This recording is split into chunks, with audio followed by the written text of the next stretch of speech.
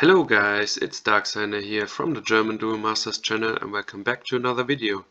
Today I got the first semi-finals from IDC 10 for you guys, where you see Solomon playing at the top of your screen with Phobos control against Halfa at the bottom of your screen with Fortress Mana Burn. And yeah, I've sped up the game a little bit and commentating afterwards, so no live commentary, because this is an intensive control mirror match with two heavy control decks. In real time this took like an hour, so we are going to speed up the process a bit. Good starts on both sides. Solomon with the Bronze Arm Tribe turn 3 and Halfa with the Energy Stream turn 3. Both really good plays in the control mirror. Let's see if Solomon can profit here by playing Sky Sword, so another mana acceleration. If he has Lost Soul, that would be great. He didn't, but Halfa had the perfect counter to the mana ramp in Cranium Clamp. If your opponent tries to ramp up to Lost Soul blindly and forgets to do some card advantage, you can just really punish him with the Cranium Clamp, and Halfa getting back some of the mana on his own. And let's see, Solomon top decks a Phobos, which is great. He searches the Lost Soul, so he's daring Halfa to have another discard. If he doesn't, he will lose his whole hand. Another option might be for Halfa to burn some mana, but the thing is, if Solomon just gets non-multi-sif mana, it wouldn't do anything, but Halfa had another clamp. You can see as soon as he charged Lost Soul, I was sure he had another discard, because otherwise he would have really wanted to use that Lost Soul for the opposing Lost Soul.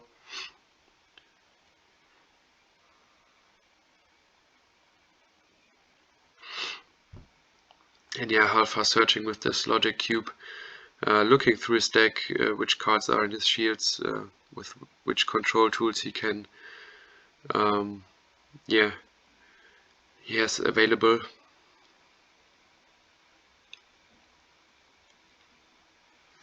While he's searching, I might start giving you some background info on the tournament itself. We had another record attendance with 18 participants. We were too shy of the 20. It's a bit sad because two people had to withdraw last second, so we started a tournament with 18 players, but there was the real chance that we had 20. But still, the best outcome yet for IDC 10, and we hope this trend will continue, so we will be even more players in the next tournament and we will grow even more. And the tournament, it was really fun. We played 5 Swiss rounds again before cutting to top 8, and Solomon finished with a 4-1 record. Halfa and myself in the other semi-finals, you will see later, we both had a record of 3 and 2, so not the greatest start, but still enough to get us into top 8 and compete there. And the last top 4 contestant is Dean. He's back again. He missed the last 1 or 2 IDCs. I don't remember, but definitely he wasn't attending the last one. And he's back again with Fire Nature Rush. And he managed to go 5-0 in Swiss and won his quarterfinals match as well. So he's currently undefeated up until this point. So a really great one for Fire Nature Rush again. And here you see the Miraculous Snare on Phobos, which is great, as otherwise the second Phobos here would have done way more damage.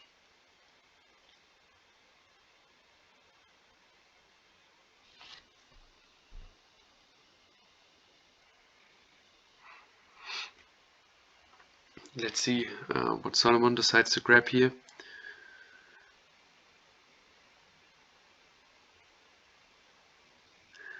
The thing is, Solomon is really low on fire. Like, he didn't see any fire mana this game. I'm not sure if it's because of his deck build, because he's not playing the same list as myself. I'm participating again with my Phobos deck. I don't know if he cut down the fire section a bit too hard, or if it's just unlucky that he didn't see any fire this game.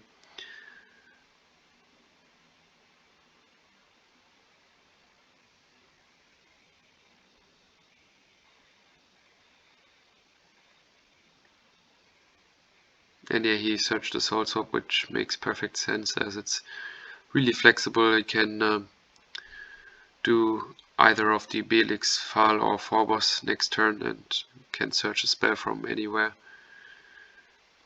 But Halfa has a Soul Swap of his own and can recycle the Locomotiver to discard the last card in hand. And he uses the Phal Eager to likely get the Soul Swap back, so he can maybe swap out the Cryptic.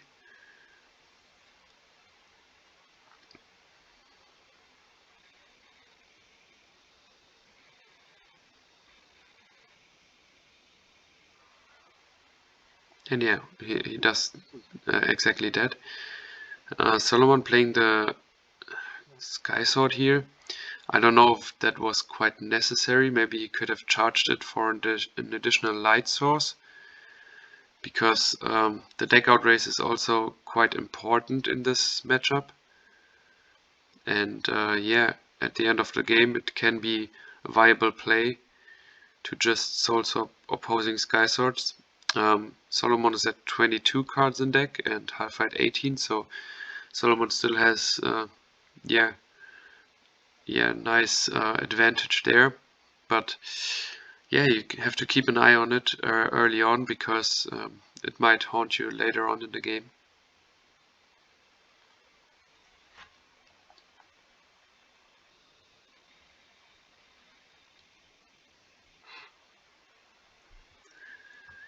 So Halfa is thinking his options here.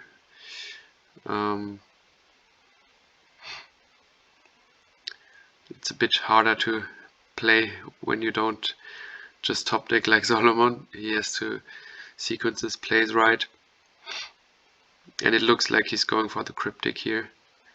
Oh no, okay, it's the Belix to get back Crystal Memory. And yeah, maybe he searched for the Fortress Shell, because Solomon types finally going for Shell. Would make sense.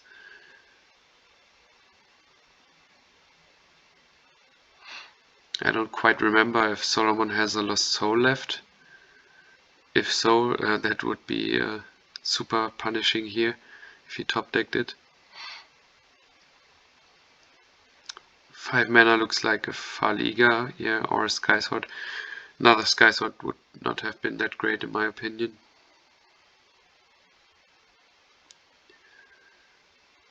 And let's see what he decides to swap in.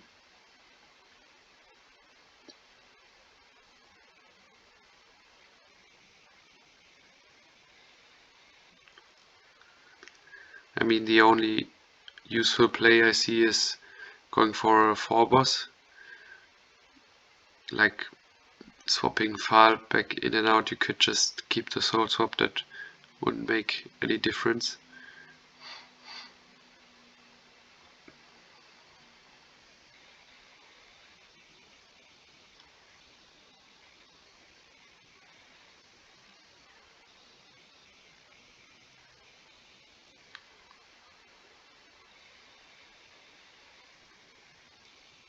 And he searches for the Apoc in hopes to draw fire mana next turn.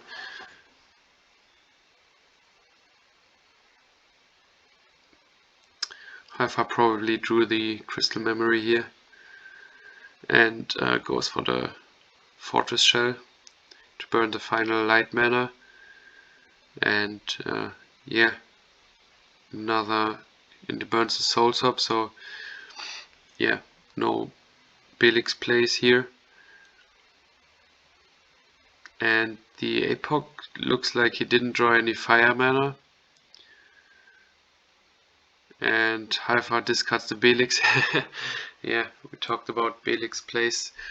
That's why I think it was a good idea to burn the Soul Swap to prevent that. And he did exactly that. And Giga Balsa just hits Sky Sword. That's totally useless. Alpha is behind in the deck out race, and yeah, he didn't really need that.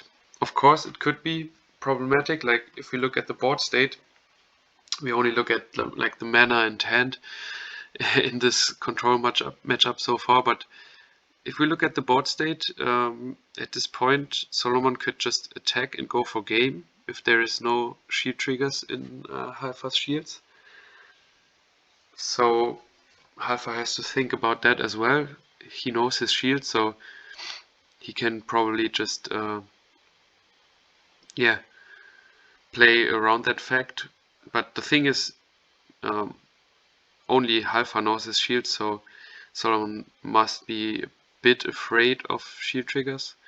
And yeah, the Spiral Gate on Phal into Soul Swap plays very good, because that saves you 1 mana. So if you would have bounced the Fortress Shell directly and played it, you would need 1 mana more.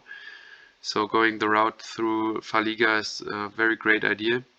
And burning the Fire mana was very crucial here, because Solomon top decked another APOC, and now he needs to charge it because still no Fire mana.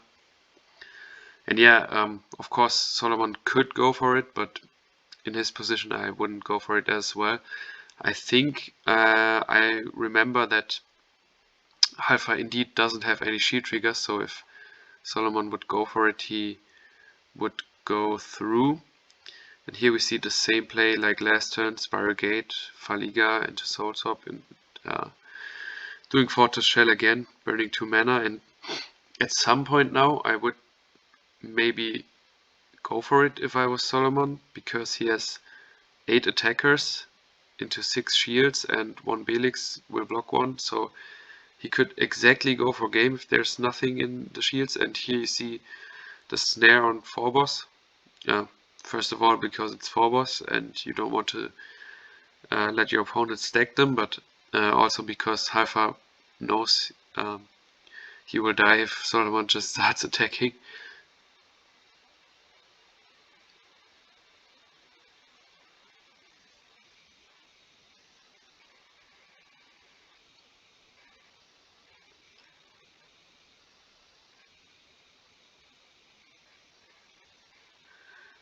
And yeah, Solomon is on 14 cards in deck and Alpha on 11, so Solomon's still up in the deck out race, so maybe he just tries to wait it out because he wins by deck out anyways.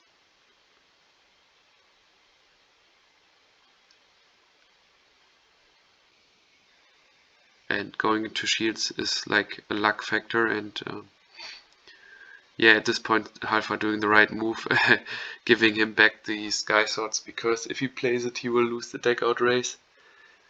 And at this point Solomon can't even go into shields, because he will give Alpha all the options and will lose his board to counter attacks.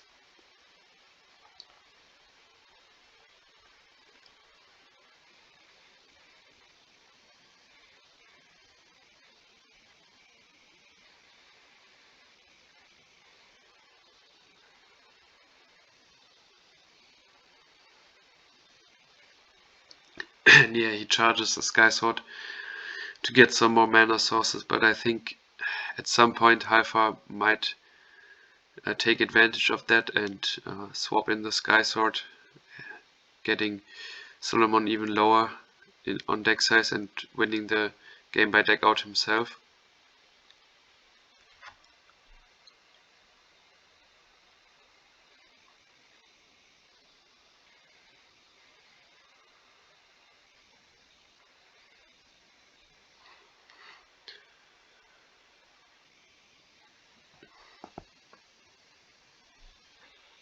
And here Solomon, oh no, it's Alpha's turn. Alpha thinking about the next move. Maybe he's trying to get like Cryptic out and try to finish it that way, but I think that would just not be the correct way here. If you use Soul Swap, just use it on Sky Sword now. So yeah, Solomon is still 4 cards up, nothing changed, but one Sky Sword and it's only 2 cards, and another Sky Sword and it's even. So I think deck out is probably the better way. But also another way here is because he snared like 3 creatures, so he knows that 3 out of those 9 shields at least aren't triggers, and we see many Terror Pits and Soul Swaps already gone by Solomon. So maybe it is also possible to just attack, because the probability of a shield trigger in there is not that high.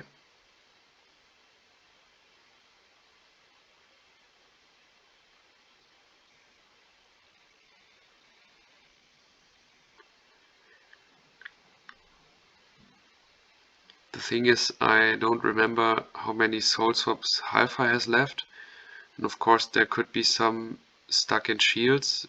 He knows his deck because he searched,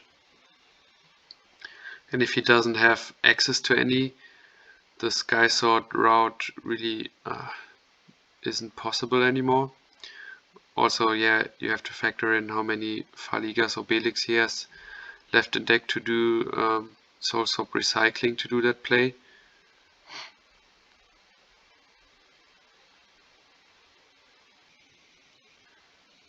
And the Bronze Arm Tribe charging Sky Sword, that's really great, because he didn't want to see Sky Sword anyways. And he has the Belix for Soul Swap. And let's see if he goes for Cryptic or just tries to swap out opposing Sky Swords. But he went like down even one more in the deck out race because of the Bronze Arm Tribe. And he goes for the Cryptic, so yeah, that's a good play here. Of course, depending on his deck. If he has more access to Soul Swap, I would have just started getting out Sky Swords. But yeah, the thing is with Cryptic, you can put his opponent on a 2-turn clock and maybe just break 4 shields, something like that, because he knows that 3 of them won't do anything, and then he can go for the finishing blow next turn. What's good for Solomon here is that he's on 7 mana again, so he has quite the advantage, and the deck out race becomes the same again because of the Bronze Arm Tribe. But the Faliga is also quite nice here.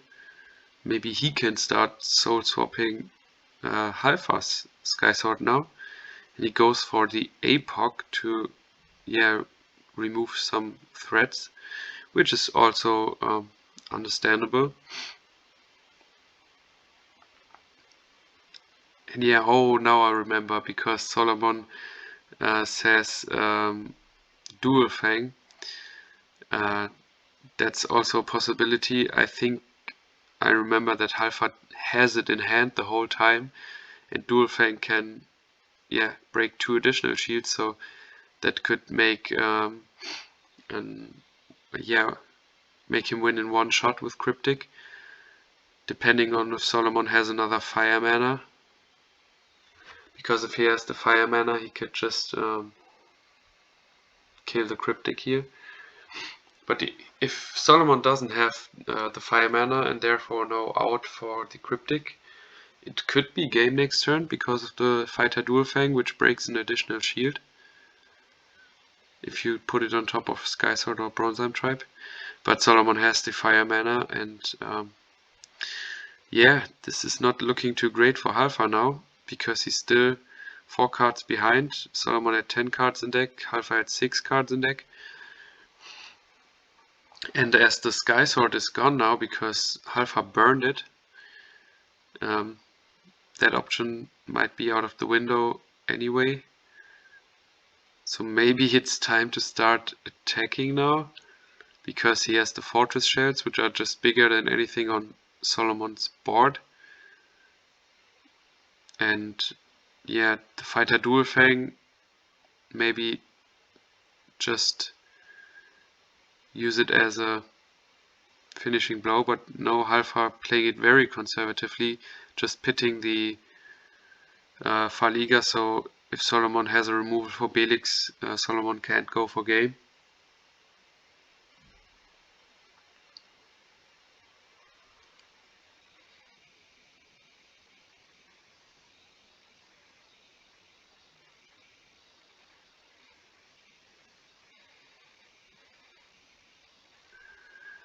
And yeah, Solomon discarding the Bronze Arm Tribe. I think the other card was Fighter Dual Fang, so yeah, that would have been an instant attacker.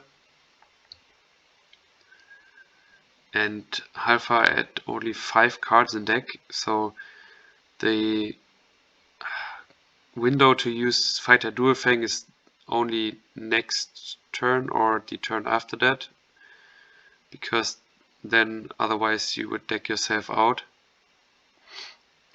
So he has 5 attackers,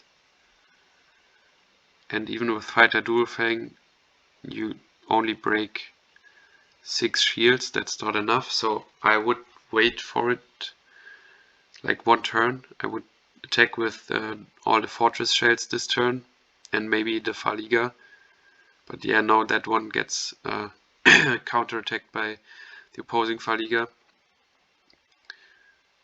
Now he has another Soul Swap here. I would probably just burn more mana, and at this point, yeah, go in with everything you have. There is no triggers there because those are Phorboss.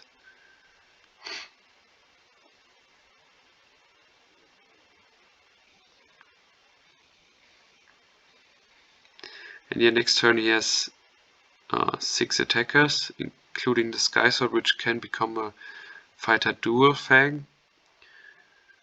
So yeah, I would just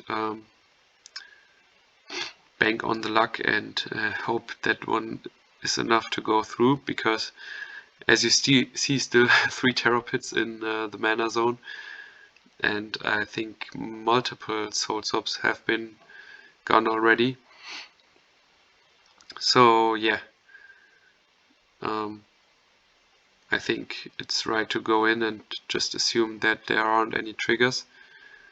And Solomon, I think, does the right thing at this point, not attacking, because Halfa only has 3 cards left in deck, so the probability is pretty high that he's going to deck out in the next few turns. Like with the Soul Swap, he could just swap the Sky Sword next turn and win by that.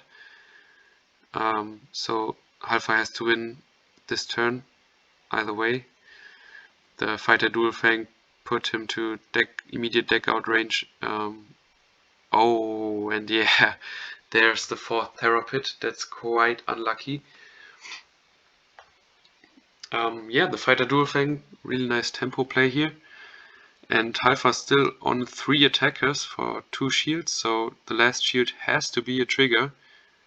And of course, it's a Soul Swap. That's so unfortunate for Halfa. You saw that many triggers, and then you hit 2 in the last few shields and lose the game that way. But yeah, it happens. Solomon takes game 1, and we are going right into game 2, where Halfa starts with Miraculous Snare. And Solomon charges Sky Sword, so both players just yeah, adding their multi-civ mana.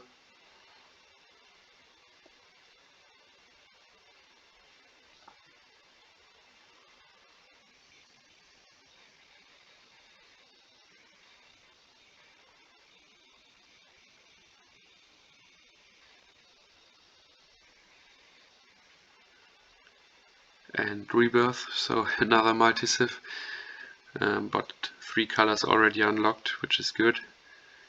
And now Halfa starts with the Bronze Tribe play, which is quite good, and Solomon doesn't have any turn 3 play, so not looking too good for him. And Halfa follows it up with another Bronze Tribe and an Energy Stream.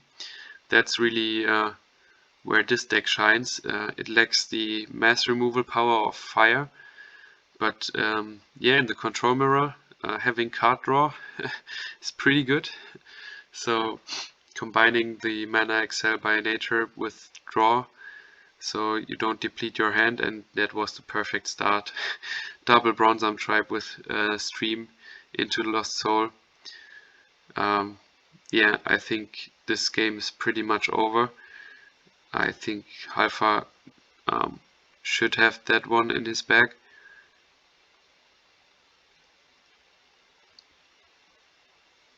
There needs to be an insane amount of top decking for Solomon to get out of the situation.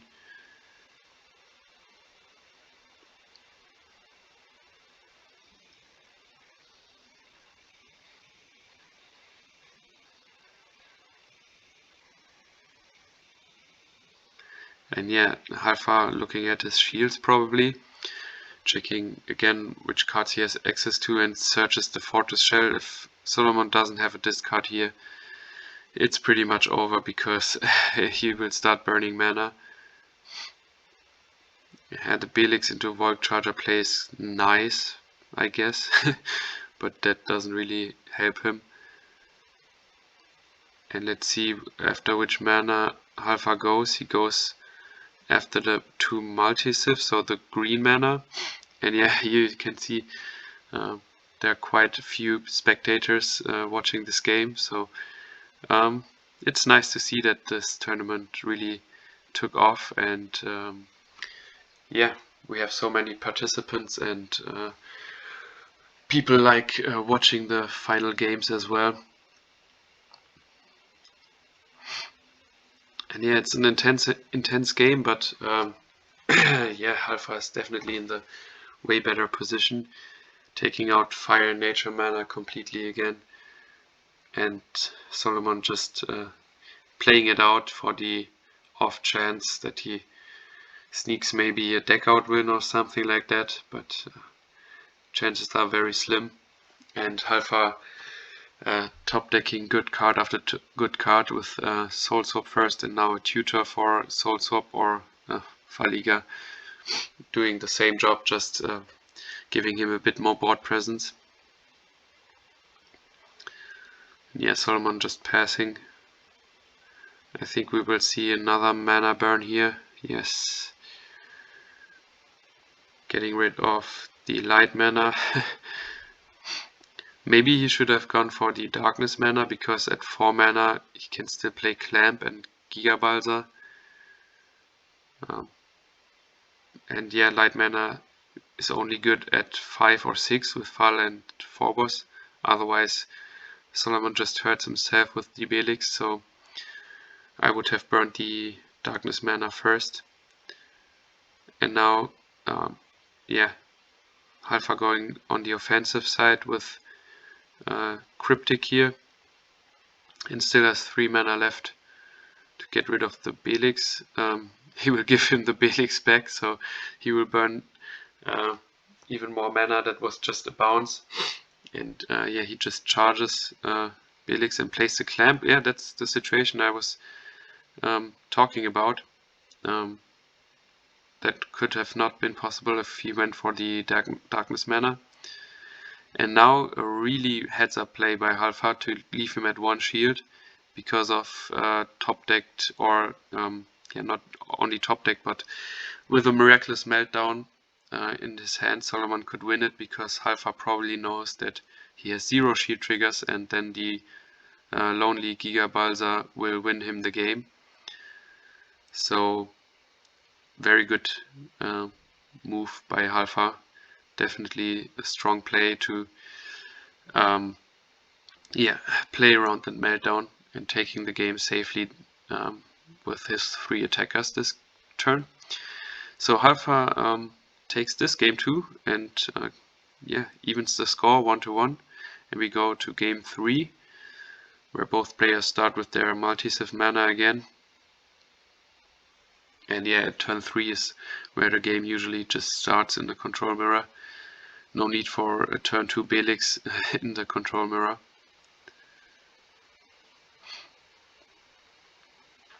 And Solomon having a turn 3 play is yeah, very good for him this time around, having the Bronze Arm Tribe. And Halfar can respond with his own Bronze Arm Tribe. So both players still pretty even. If Solomon has another mana ramp this turn, he could secure the Lost Soul race, and if he has the Lost Soul, he's probably in the better position. But as he's thinking about this very long, I'm not too sure if he has something to ramp. Otherwise, I think it's the yeah, immediate solution here. Of course, the problem is if you ramp here, you are at 2 cards in hand, and if Halfar has Clamp plus Darkness Mana, he could do the same play as in game 1 to prevent the Lost Soul. But yeah, as of now, Halfar doesn't have Darkness Mana, and I think if he had it, he would have probably charged it already. So I don't think the chances are very high that he has Clamp and Darkness Mana.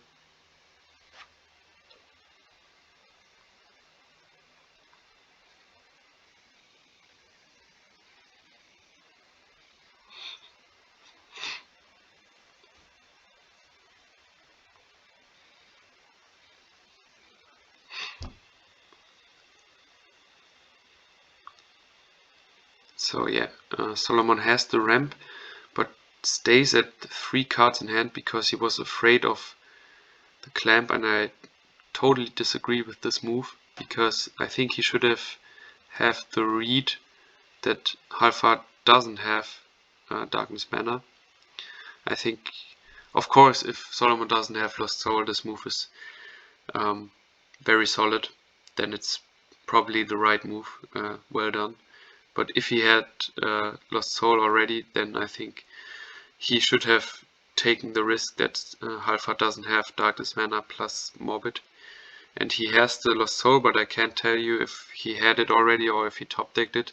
But if he already had it, I disagree with his move to not charge mana and play the Volcano. I think he should have gone for the safe Lost Soul race win and not play around Clamp.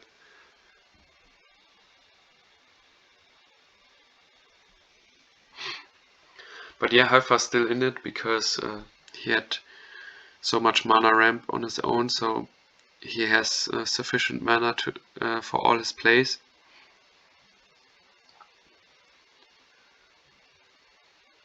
Like, he's even in Fortress Shell range next turn. Solomon with the Dimension Gate. Let's see if he has another Giga Balsa. That might help here. Yeah, he has another one.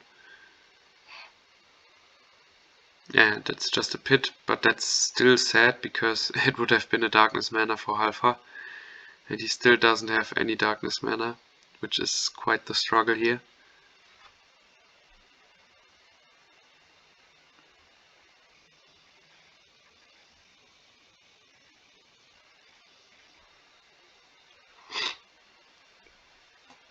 And yeah, file for stream, which is good because he needs the resources now.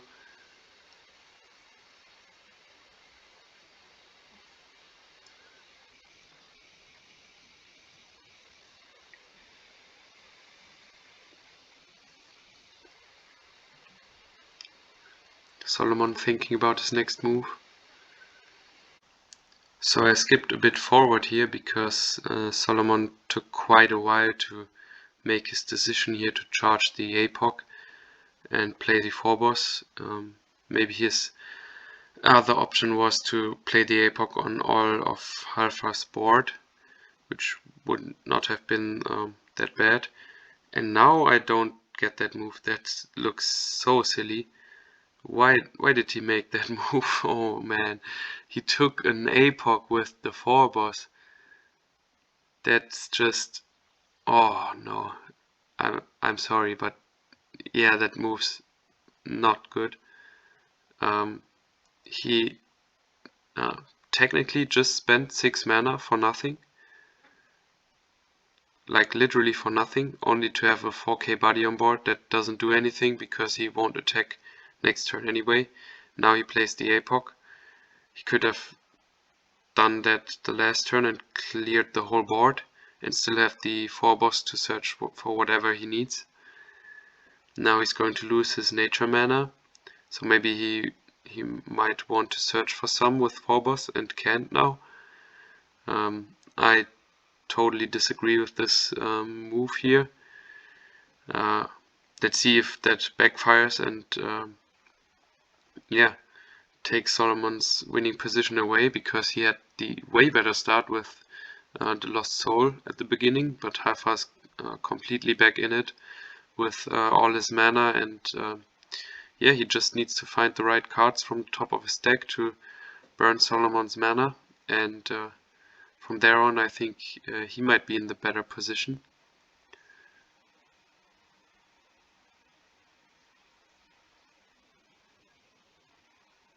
Six mana looking like a second 4 boss here, that would be great. In that term, of course, the move might pay out. Yeah, he plays the second 4 boss, because playing one 4 boss means that the next one will stack. But I still think he could have, yeah, saved it and played the APOC that he's got in hand. Maybe he was just so afraid of Fortress Shell, so he probably assumed Halfar has it, and he will get mana burnt, so he thought to himself, I need to charge mana to, yeah, stay in the game and not be mana burned to a low number where I can't play any of my cards, and therefore made that play, but I still think it was kinda redundant. And he searches Dimension Gate and Cranium Clamp. The Dimension Gate is, yeah, just there for the nature mana, because he doesn't have any, and the Clamp is quite good as Halfar's pretty low on cards in hand.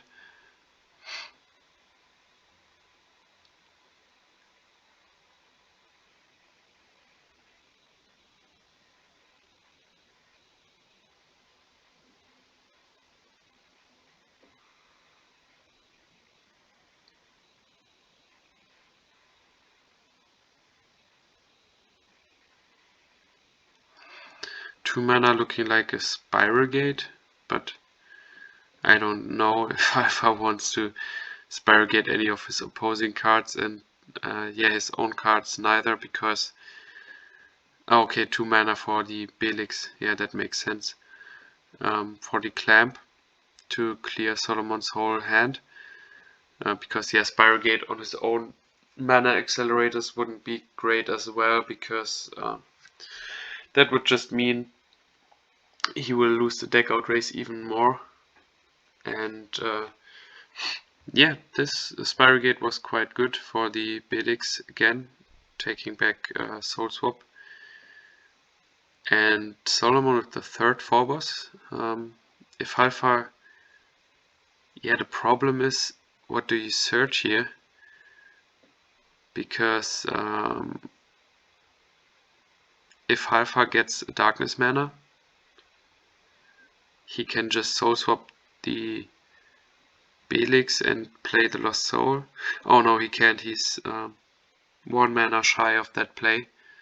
So yeah, unless Halfar top decks a Lost Soul, Solomon can freely search anything. So he searches Searing Wave, Soul Swap and Dimension Gate. So board clear and green mana for the Soul Swap.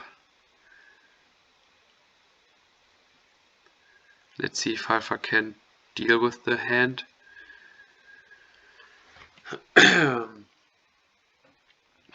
Yeah, quite unfortunate that he's a bit low on mana because of the double Belix play last turn. That's the reason why he's so low on mana. The Crystal Memory probably for a Cranium Clamp. That would be the best play here, because then Solomon has the decision to make if he wants to keep the Searing Wave and clear Halfar's board, or if he discards Soul Swap or Negate, he lacks the green mana to play the other one. So he will have to hope to draw a green mana source next turn. And it's a Morbid, not a Clamp, so okay. Probably doesn't have any clamps left in deck. Probably all in grave, or one in grave and one in shields. It takes back Fahl and Belix, which is nice because those two will generate more advantage. But now Solomon is free to play anything.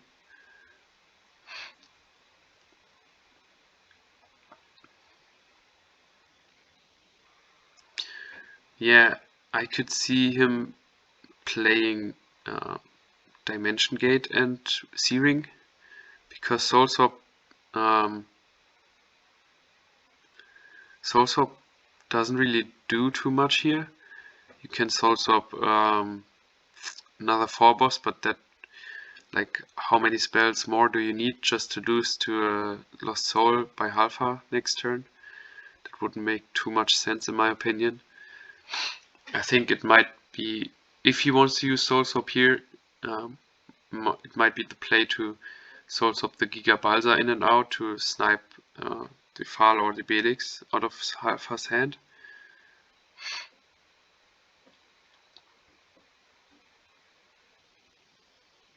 But yeah, I think the Searing Wave is probably the right call, just to get all Soul Swap targets from Halfar's board.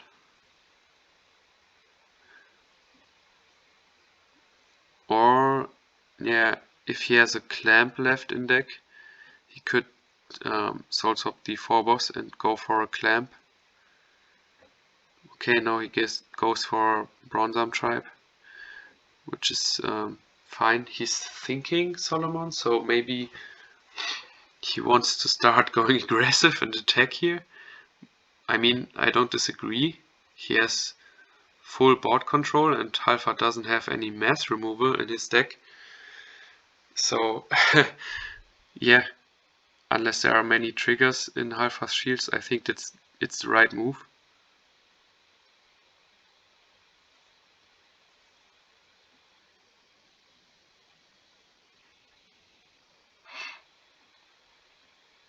Yeah, it's not looking too great for Halfar here, because even if he has Miraculous Plague next turn and Miraculous Snare, he only gets rid of 3 bodies, and Solomon can still go for game if there aren't any more shield triggers.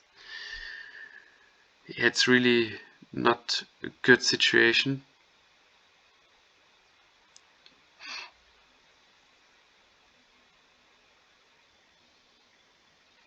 Yeah, he has the Plague, that's great.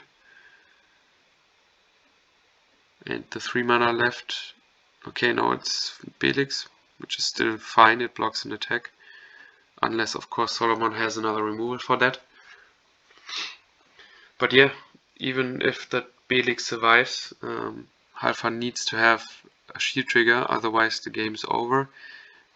And yeah, maybe Solomon's small misplay, in my opinion, with the APOC doesn't really matter at all, because he has gotten his way to a field clear in form of Searing Wave, and yeah, just built his board with Phobos, which might have been the better play overall, just to build his board.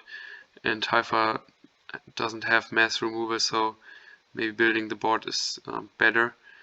And that Lost Soul is that's, yeah, probably game over now, ripping all of his options and getting Halfar down to 0 shields. I think Halfar needs another Miraculous Plague here. Oh no, and yeah, those 3 cards don't do anything at this point. So Solomon takes this game 2-1. and moves on to the finals of IDC 10. I hope you guys enjoyed this match, and see you guys at the next video.